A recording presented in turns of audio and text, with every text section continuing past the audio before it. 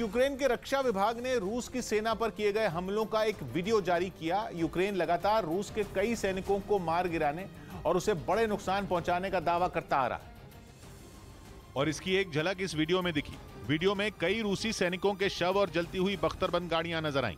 इन तस्वीरों में कुछ गाड़ियां आग की लपटों में घिरी हुई भी दिखी। वीडियो में एक जगह रूस के टैंक को निशाना बनाया गया, जिससे पल भर में वो तबाह हो गया। रूस के जब्त किए गए फाइटर प्लेन, टैंक और गाड़ियां भी वीडियो में दिखाई दी।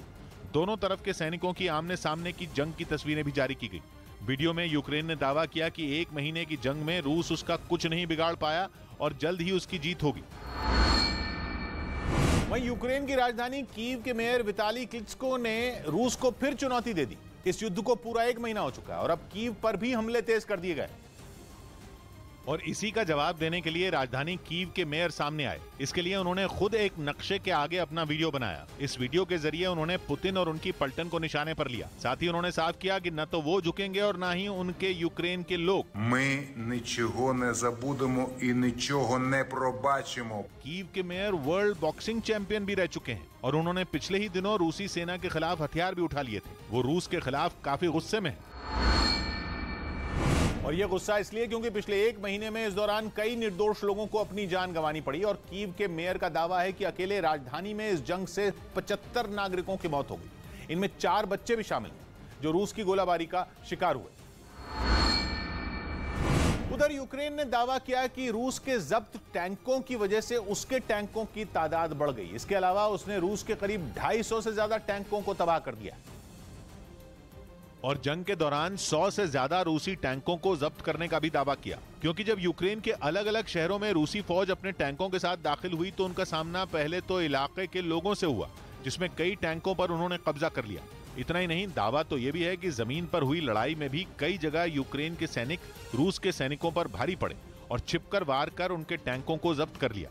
बताया गया कि यूक्रेन के 74 टैंक इस जंग में बर्बाद हुए तो वहीं रूस के 117 टैंकों को हासिल करने में यूक्रेन की सेना कामयाब रही, जिन्हें अब वो रूस के खिलाफ ही इस्तेमाल कर रही है। तो वहीं 1 महीने से जारी महायुद्ध के बीच यूक्रेन ने रूस के कई सैनिकों को बंदी बनाने का दावा किया। एक तरफ रूस लगातार यूक्रेन के कई शहरों पर हमलों को अंजाम दे रहा है, दूसरी तरफ यूक्रेन भी रूस को बड़ा नुकसान पहुंचाने का दावा कर रहा है, जिसको सही साबित करने के लिए यूक्रेन की सेना ने एक वीडियो जारी किया। दावा किया गया कि इस वीडियो में नजर आ रहे सैनिक रूस के हैं। घुटनों के बल जमीन पर बैठे इन सैनिकों के हाथ भी बंधे हुए नजर आए, जबकि यूक्रेन की सेना के कई जवान बंधक बनाए गए इन फौजियों को घेरे दिखे। ये कोई पहली बार नहीं है जब यूक्रेन की सेना ने रूस के जवानों को बंधक बनाने का दावा किया। इससे पहले भी कई बार यूक्रेन वीडियो जारी कर इस तरह के दावे कर चुका है। उधर यूक्रेन के पड़ोसी देशों के नेताओं ने रूसी हमले के बीच ज़ेलेंस्की से मुलाकात की। इसके लिए ये सभी नेता यूक्रेन की राजधानी कीव पहुंचे, जहां यूक्रेन के राष्ट्रपति ने खुद उनका स्वागत किया। जिन देशों के नेताओं ने ज़ेलेंस्की से मुलाकात की उनमें यूरोप के देश एस्टोनिया, लातविया और लिथुआनिया शामिल रहे। ये सभी नेता इन देशों की संसद में स्पीकर हैं। इस मुलाकात के दौरान यूक्रेन के ताजा हालात और ईयू यानी यूरोपियन यूनियन में यूक्रेन की सदस्यता पर चर्चा की गई। रूस के हमले के तुरंत बाद ही यूक्रेन ने ईयू का सदस्य बनने के लिए आवेदन कर दिया था। यही नहीं, इसी बैठक में ज़ेलेंस्की ने फिर रूस को निशाने पर लिया और इस हमले को अंतर्राष्ट्रीय कानूनों का उल्लंघन बताया। साथ ही एस्टोनिया, लातविया और लिथुआनिया से रूस पर दबाव बढ़ाने की अपील की। वहीं नेटो की बैठक में ज़ेलेंस्की के यूक्रेन पर केमिकल बम से हमले के दावे के बाद बाइडेन ने रूस को चेतावनी दी। एक दिन पहले बेल्जियम में हुई नेटो की बैठक में ज़ेलेंस्की ने वीडियो कॉन्फ्रेंसिंग के जरिए संबोधित किया था और दावा किया था कि रूस ने यूक्रेन में फास्फोरस बॉम्ब का इस्तेमाल किया, जिसमें बच्चे भी मारे गए। До речі, зранку були фосфорні бомби. Фосфорні російські бомби. Вбиті знов дорослі і знов вбиті діти. ज़ेलेंस्की का ये दावा चौंकाने वाला था क्योंकि रूस ने केमिकल वेपन्स कन्वेंशन साइन की हुई है, जिसकी वजह से वो रिहायशी इलाकों में फास्फोरस बॉम्ब का इस्तेमाल नहीं कर सकता। यही वजह रही कि ज़ेलेंस्की की बात सुनकर अमेरिका के कान खड़े हो गए और उसने रूस को ये चेतावनी दे डाली कि अगर उसने केमिकल बॉम्ब का इस्तेमाल किया तो अमेरिका इसका जवाब देगा। We would respond if he uses it. Zelensky पहले भी ये दावा कर चुके हैं कि रूस नाज़ी जर्मनी के हथियारों से उसे निशाना बना रहा है, क्योंकि कहा जाता है कि फास्फोरस बॉम्ब दूसरे विश्व युद्ध के दौरान हिटलर का मनपसंद हथियार हुआ करता था। फास्फोरस बॉम्ब सफेद फास्फोरस केमिकल से बनता है, जिसे लहसुन जैसी तेज गंध से आती है। केमिकल इंडस्ट्री में सफेद फास्फोरस आग भड़काने वाले एजेंट के तौर पर इस्तेमाल होता है। जब फॉस्फोरस बॉम्ब फटता है तो ऐसा लगता है जैसे पटाखा हो, क्योंकि उससे एक जोरदार आवाज होती है, हर तरफ घना सफेद धुआं छा जाता है। होता क्या है कि जब फॉस्फोरस बॉम्ब फटता है तो उसमें मौजूद सफेद फॉस्फोरस केमिकल हवा में मौजूद ऑक्सीजन से रिएक्ट करता है और खुद ब खुद सुलग उठता है, और सफेद धुआं होता है जो इतना खतरनाक होता है कि अगर कोई शख्स उस वक्त सांस ले तो उसके फेफड़े जवाब देने लगते हैं, लोगों की दम घुटने से मौत तक हो जाती है। सिर्फ इतना ही नहीं, फॉस्फोरस बॉम्ब इतनी बुरी तरह जला देता है कि इंसान की चमड़ी तक गल सकती है। फॉस्फोरस बॉम्ब लोगों के शरीर के अंदर तक गहरी चोट पहुंचाता जाता है। जो इसका हमला जेल भी जाते हैं, उनके कुछ अंग काम करना बंद करते हैं, यहां तक कि वो जीवन भर के लिए अपंग भी हो सकते हैं। इसी वजह से फॉस्फोरस बॉम्ब के हथियार के तौर पर इस्तेमाल पर सीधा बैन है। आबादी वाले इलाकों में से चलाना गैर कानूनी है। हालांकि ऐसा नहीं है कि जंग में फॉस्फोरस बॉम्ब चलाने पर पूरी तरह मनाही है। केमिकल वेपन्स कन्वेंशन में सफेद फॉस्फोरस को केमिकल हथियार नहीं माना गया है, इसलिए जंग के मैदान में उसका इस्तेमाल किया जा सकता है। जैसे दुनिया भर की सेनाएं अपने कवर के तौर पर फॉस्फोरस बॉम्ब का इस्तेमाल करती हैं, क्योंकि उससे उठे घने धुएं के गुबार के पीछे सैनिक छिप जाते हैं और दूसरे देश को उनकी मूवमेंट की भनक नहीं लगती। अपने टारगेट मार्क करने के लिए या बंकर और इमारतों को जलाने के लिए भी कई बार फौज युद्ध में फॉस्फोरस बॉम्ब चलाती। उधर महायुद्ध में यूक्रेन के सैनिकों का साथ देने अमेरिका के कई वॉलंटियर मैदान जंग में उतर गए। अमेरिका भले ही खुलकर यूक्रेन का साथ देने नहीं आया, लेकिन अमेरिका के ये वॉलंटियर रूस के खिलाफ मोर्चा संभालने यूक्रेन पहुंच गए, जिसका एक वीडियो भी सामने आया जिसमें कीव की सड़कों पर ये अमेरिकी वॉलंटियर सेना की वर्दी पहने एक दीवार की आड़ में तैनात नजर आए। हालांकि वीडियो में कोई गोलाबारी तो नहीं दिखी, लेकिन इनके सामने का एक मकान जलता दिखा। ऐसा लगा जैसे वीडियो बनाने से थोड़ी देर पहले ही वहां हमला हुआ हो।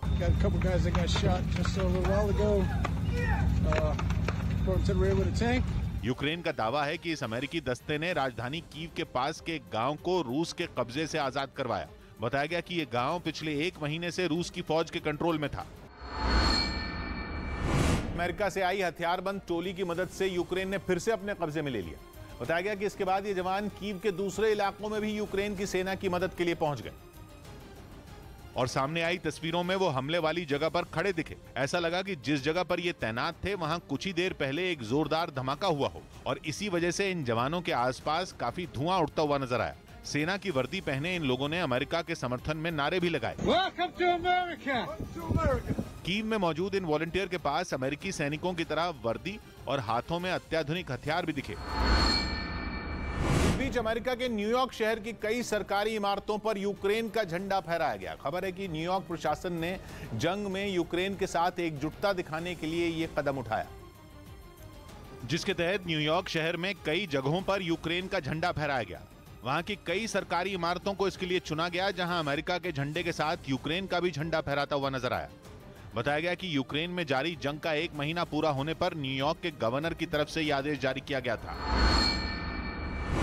तो रूस से बार बार मिल रही परमाणु जंग की धमकियों के बीच अमेरिका ने अपने सबसे ताकतवर प्लेन को यूरोप रवाना कर दिया है। इसी हफ्ते पुतिन के प्रवक्ता ने ताल ठोककर कहा था कि अगर रूस पर आंच आई तो वो परमाणु हथियार इस्तेमाल करने से नहीं चूकेगा। और अब जब अमेरिकी राष्ट्रपति बाइडेन 4 दिन के दौरे पर यूरोप पहुंचे हुए हैं, तो उनकी हिफाजत के लिए अमेरिकी एयरफोर्स ने अपना वो विमान उनके साथ भेजा है जिसको परमाणु हमला भी कुछ नहीं बिगाड़ सकता।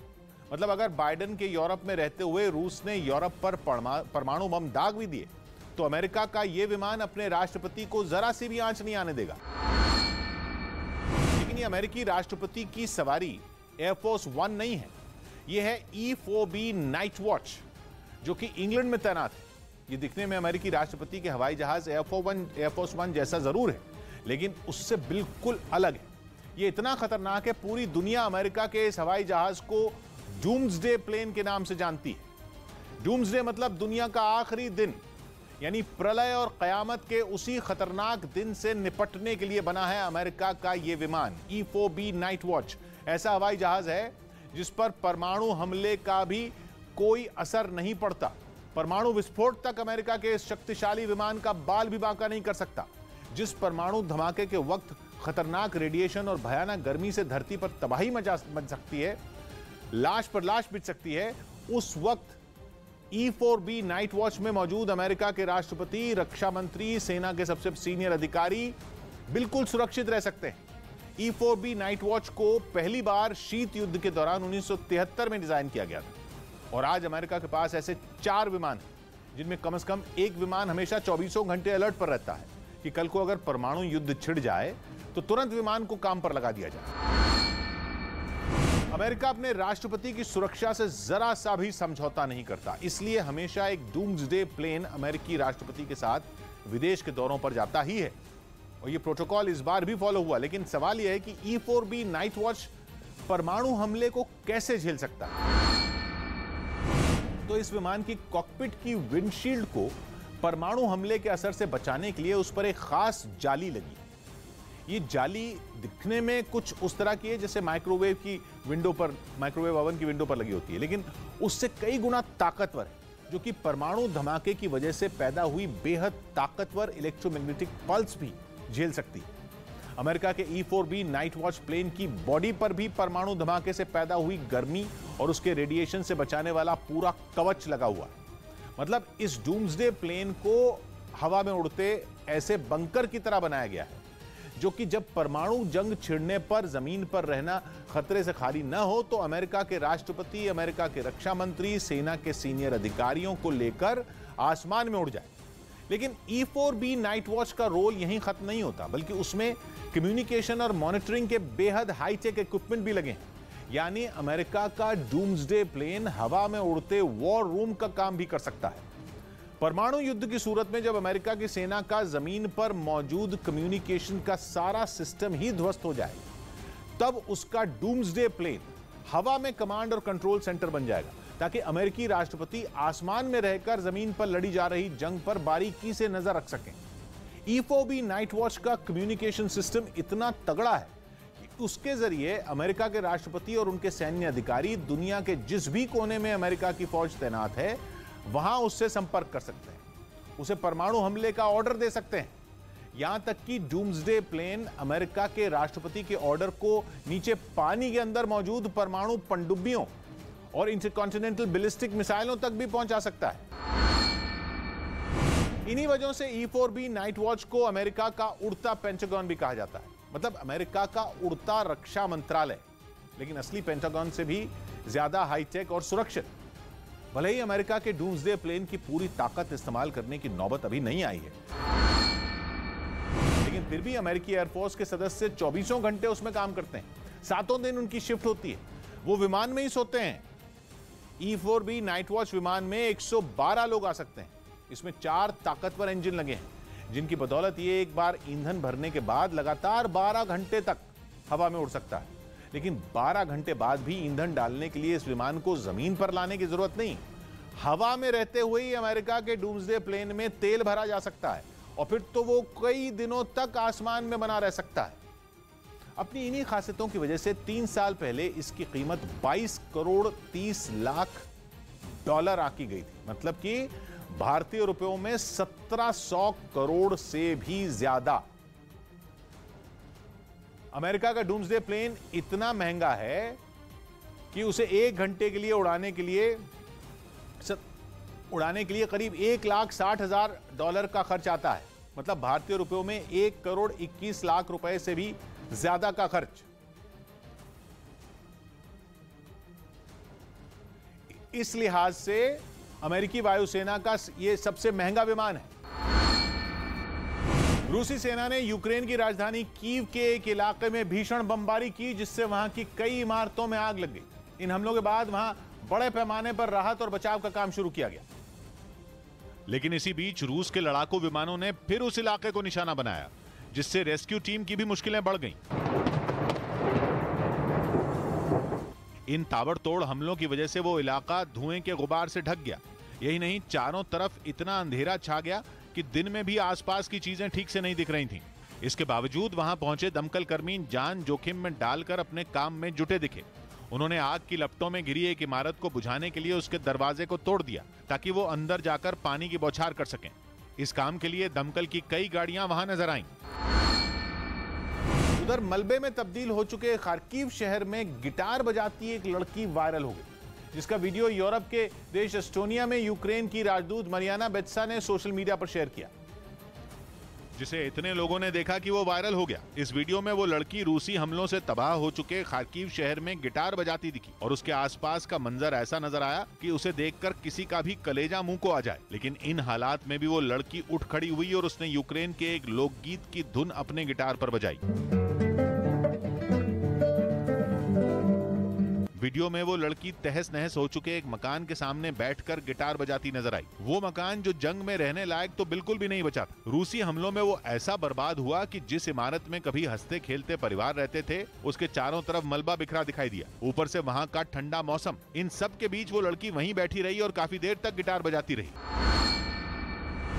उधर यूक्रेन में जंग के बीच एक अधिकारी का रूह कंपा देने वाला एक वीडियो सामने आया जिसमें वो एक सैनिक का कान काटने की बात करता सुनाई दिया। कहा जा रहा है कि ये ऑडियो रूस के एक अधिकारी का है जिसमें वो एक जूनियर अधिकारी से बात करता सुनाई दिया और उसने उसे एक सैनिक का कान न काटने पर डांटा। कहा जा रहा है कि ऐसा उसने सिर्फ इसलिए कहा क्योंकि सैनिक ने यूनिफॉर्म ठीक से नहीं पहनी थी।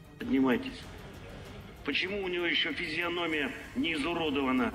Почему у него ухо не отрезано? दावा किया गया कि जिस अधिकारी का ये ऑडियो है वो यूक्रेन के मारियोपोल शहर का इंचार्ज है, जिसे मारियोपोल का कसाई भी बोला जा रहा है। अजोव सागर के किनारे बसा मारियोपोल 80% तक तबाह हो चुका है और कहा जा रहा है कि रूस की सेना वहां अंदर तक घुस चुकी है। वहीं रूस और यूक्रेन के बीच युद्ध बंदियों की रिहाई पर एक समझौता हुआ। इस समझौते के तहत दोनों देशों ने ऐसे कुछ सैनिकों को रिहा किया जिन्हें जंग के दौरान बंधक बनाया गया था। लेकिन दोनों देशों के बीच हुए समझौते के तहत ऐसे सैनिकों की रिहाई हो गई। काला सागर के रास्ते दोनों देशों ने नाव के जरिए एक दूसरे के सैनिकों को भेजा। बंदी बनाए गए सैनिकों की ये अदला बदली काला सागर में इसलिए हुई क्योंकि काला सागर से दक्षिणी यूक्रेन की सीमा भी लगती है और रूस के कब्जे वाले क्राइमिया की भी। दावा यह है कि रूस ने उन सैनिकों को भी रिहा कर दिया जिन्हें स्नेक आइलैंड से बंधक बनाया गया था। काला सागर में स्नेक आइलैंड नाम के टापू पर रूस ने जंग के शुरुआती दिनों में ही कब्जा कर लिया था। उस हमले की एक ऑडियो रिकॉर्डिंग भी वायरल हुई थी जिसमें यूक्रेन के सैनिकों को सरेंडर करने का मौका दिया गया था। उधर खबर है कि जंग के बीच पुतिन के अपने ही उनका साथ छोड़ रहे हैं, जिनमें रूस के एक बड़े अधिकारी अनातोली चुबाई का नाम शामिल है, जो रूस का एक जाना माना नाम है और करीब 3 दशक तक वहां के बड़े बड़े पदों पर रह चुके हैं। लेकिन युद्ध के बाद इस्तीफा देने वाले अधिकारियों में उनका नाम भी जुड़ गया। यूक्रेन में युद्ध के बाद रूस के कई हाई प्रोफाइल नेताओं और अधिकारियों ने अपने पद छोड़े हैं, जिनमें रूस के पूर्व उप प्रधानमंत्री और अंतर्राष्ट्रीय शतरंज महासंघ के मौजूदा अध्यक्ष भी शामिल।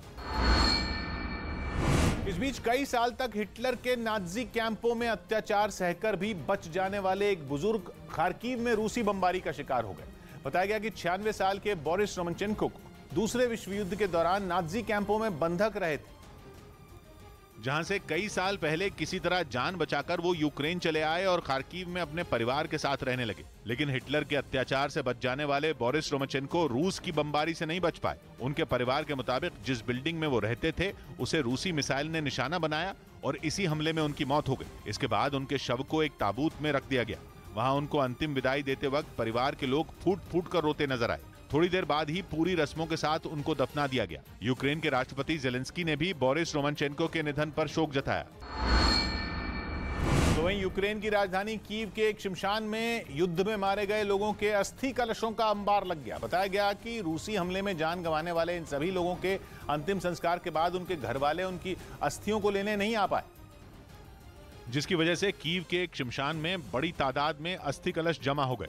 दावा है कि इन सभी लोगों की मौत रूस के हवाई हमले में हुई, क्योंकि जब बमबारी हुई तो कीव की कई इमारतों में आग भड़क उठी और वहां रहने वाले कई लोग या तो उनमें फंस गए या फिर मिसाइलों का निशाना बन गए, जिससे उनकी मौत हो गई। 15 марта где-то в 4:30, 4:30. जिसके बाद उन लोगों के अंतिम संस्कार तो कर दिए गए, लेकिन उनकी अस्थियों को लेने उनके घर वाले नहीं आ पाए, क्योंकि उनमें कई लोग जान बचाने के लिए सुरक्षित जगह की तलाश में कीव छोड़ चुके हैं।